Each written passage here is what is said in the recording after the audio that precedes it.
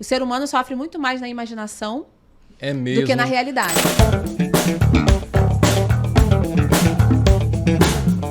A vitimização, ela já tem um outro contexto assim, na nossa cultura, né? Tá. Porque é muito reforçada essa coisa de que quando a gente trabalha com pessoas vitimistas, a gente percebe ali o ganho que a pessoa tem em sustentar aquele comportamento. Uhum. Então, está sustentando aquele comportamento porque ele tem ganhos ali, né? Entendi. Igual aquelas pessoas que sustentam a doença. Sim. Por quê? Porque tem ganhos. Tem um interesse, tem um interesse. Às vezes de forma até inconsciente. É alguém que para, é alguém que dá mais atenção. Sim, é isso, sim. é aquilo. Qual é o ganho, né, dessa doença? Então, isso pode estar ligado a um transtorno, como também não. Entendi. Pode ser, né, alguma coisa ligada a teu funcionamento que você precisa se dar conta para querer mudar, né? E aí a gente trabalha na terapia cognitivo-comportamental a questão da autorresponsabilidade, que é justamente assim, eu não tenho culpa de tudo que me aconteceu.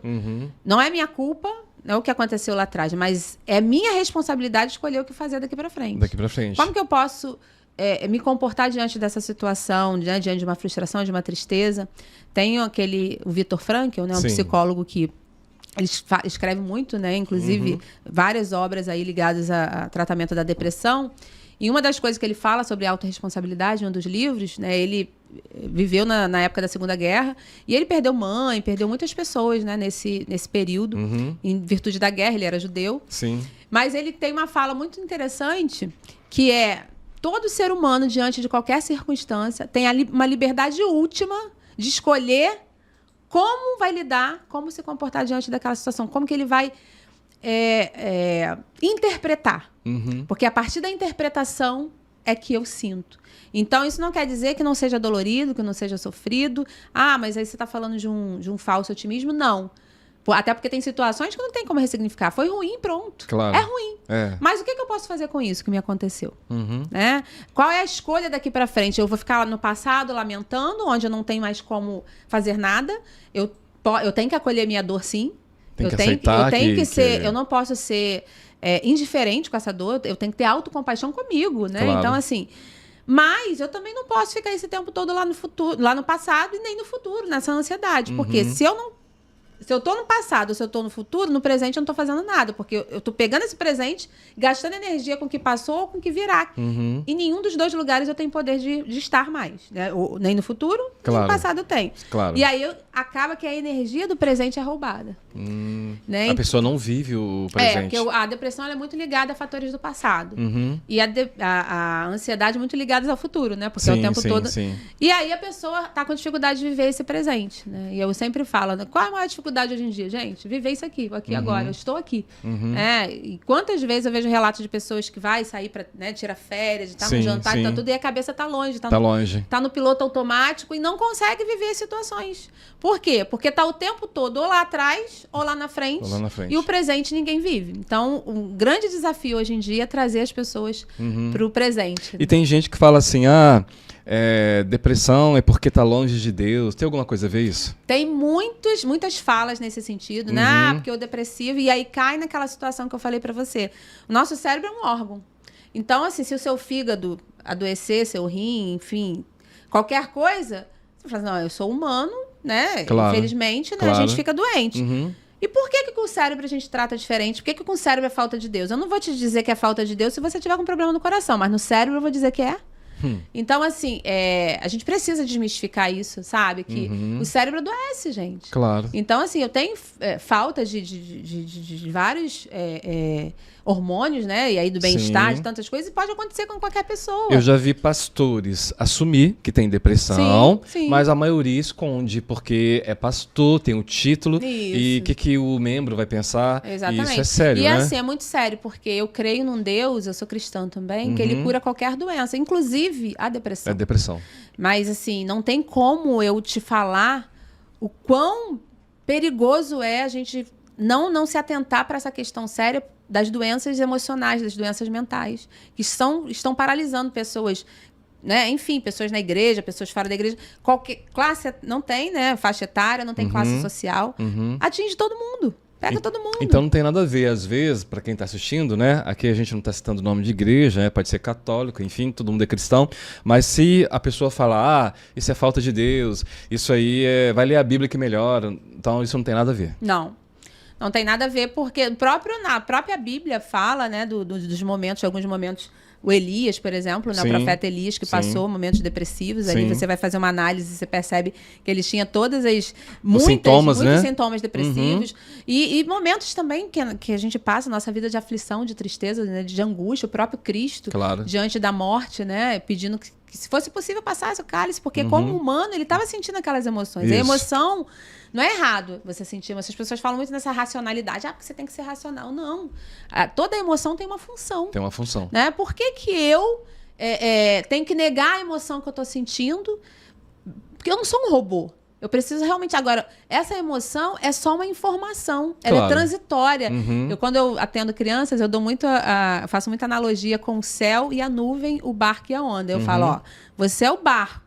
A onda é a raiva que vem. A raiva é uma emoção tão poderosa que ela chega na corrente sanguínea em 6 segundos. Cara, incrível, né? E ela é capaz de fazer uma pessoa boa matar o outro, né? Então, o que eu estou sentindo é raiva. Eu tenho direito de sentir raiva? Tenho. De me irar? Tenho. Mas o que eu vou fazer com isso? Eu sei que é uma emoção transitória. Interessante. Foi o que Caim fez com Abel, né?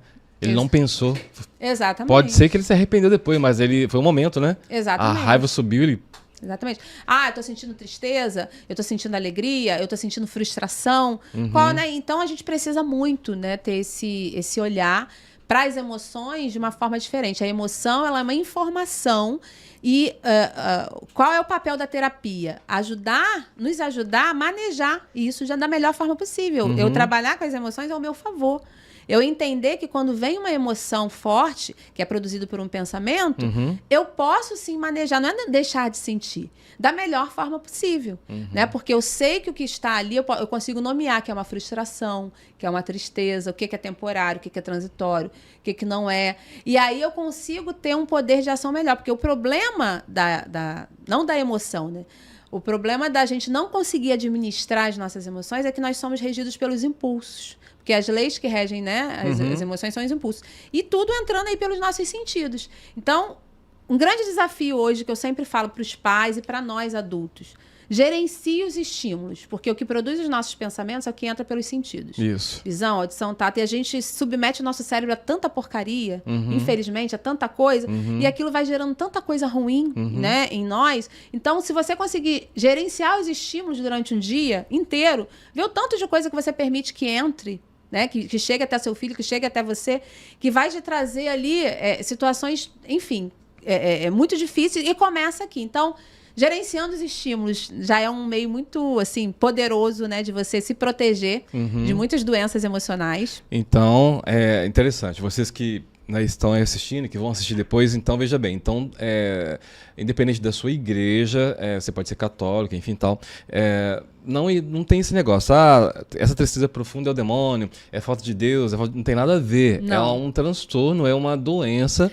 Pode estar nessa categoria ou não, né? Assim, a gente precisa entender que a frustração, a tristeza, ela faz parte da vida, assim como a alegria. Sim. As emoções são transitórias, os nossos estados são transitórios, e bons ou maus, claro, vamos ter. A pessoa não vai rir o tempo todo. Não, e aí como que eu lido com isso? Com o desconforto, com a insatisfação, com aquilo que não me faz de bem. Quando eu tenho uma maturidade emocional mais trabalhada, e a gente, né, um dos objetivos na terapia, eu passo por aquilo da melhor forma possível, porque eu passo a interpretar da forma mais ajustada possível, sem distorções. Então, aquilo, por exemplo, que me faria sofrer, eu já não sofro tanto. Porque a gente sofre muito mais. Tem, alguns teóricos falam muito sobre isso, mas tem um filósofo antigo, se não me engano, é o Sócrates, que ele fala que o ser humano sofre muito mais na imaginação do que na realidade. Por antecipação. Na imaginação do que na realidade. Por quê? Na imaginação.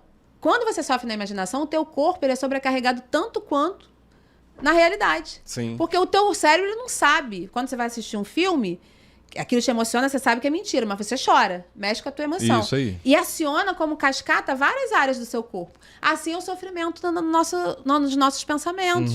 Então a gente sofre muito mais. E o que estimula muito mais isso? O que a gente submete os nossos sentidos. Nós estamos se deixando ser gerenciados por tanta coisa que não é legal. E os nossos filhos, e a gente, enfim. Então, acho que um grande alerta aí, né? É justamente cuidar da saúde emocional, não é só ir ao psicólogo. É gerenciar o que eu vejo, o que eu escuto, aonde eu vou, o que eu leio. Sim. Né, o que eu escuto, essa coisa da comparação. A pessoa não ficar assistindo só reportagens de desgraça. Se tá te afetando, não assiste. Não é isso? Também pode ser um caminho, mas assim, às vezes até a coisa boa, sabe? Esses dias, alguém foi tava lá na terapia e falou assim, eu tô ficando depressiva, porque toda vez que eu abro o Instagram, eu vejo amigos meus na praia, nisso, naquilo, às vezes nem era em tempo real, uma foto tirada já há tempos. E aí a pessoa olha aquela realidade, eu tenho que estar trabalhando, tem que estar fazendo isso, tem que estar fazendo aquilo. E eu falo, gente, geralmente quando a gente conversa, eu falo assim, mas será que o que você está vendo ali, o que você está estimulando o seu cérebro? Aí ela parei de seguir alguns artistas. Falei, fez muito bem. Porque um estava em Angra, outro estava não sei aonde, e eu estava lá no McDonald's, trabalhando. Entendeu? Então, assim, é comparar a realidade para nossa vida é o período de falta, de privação, é lidar com desconforto. O que faz esse copo de água ser uma delícia, essa caneca de água ser uma delícia? Quando eu cheguei, que eu tava cheia de sede. A primeira caneca de água desceu com uma... Nossa! Isso aí. Por quê? Porque eu teve um período de falta. Eu vim lá de Alcântara, tava com sede, tá calor. E aí... Mas se você me der o segundo e o terceiro, já não vai ser igual. Porque agora eu já tô abastecida. Sim. E tem estudos falando que pessoas que são... menos frustradas na vida, passam por menos frustrações, são mais fragilizadas. São mais fragilizadas. O excesso de trauma, de coisa, de problema, de frustração, ele traumatiza, sim. Mas a ausência fragiliza. Então, a gente precisa ter um pouco de cuidado e saber entender e lidar com a falta, com a privação. Tem uma palavra que eu gosto muito, né, do apóstolo Paulo, que ele fala assim, aprendi a viver contente em qualquer circunstância. Na fartura e na escassez. E aí ele tá ensinando pra gente o quê? Que eu sei estar bem quando tá tudo bem, quando tem fartura. Porque também tem isso, né? Claro, principalmente meio cristão. claro. Não, porque a gente tem que passar na prova, no deserto. Gente, mas Deus tá te dando condição de usufruir. Vai lá, aproveita da mesa, faz a viagem. Claro. Aproveita esse momento, porque é a fartura. Eu aprendi a viver contente. Mas quando estiver na escassez, também entender o propósito maior. Exato. Saber lidar com a falta, saber lidar com a frustração. Isso tanto é que uma criança mais resiliente, fortalecida, é aquela criança que sabe lidar com não. Que é submetida a um não. É isso aí. Que o não educa, né? O não prepara. Muito bom. Então, basicamente isso. Muito bom.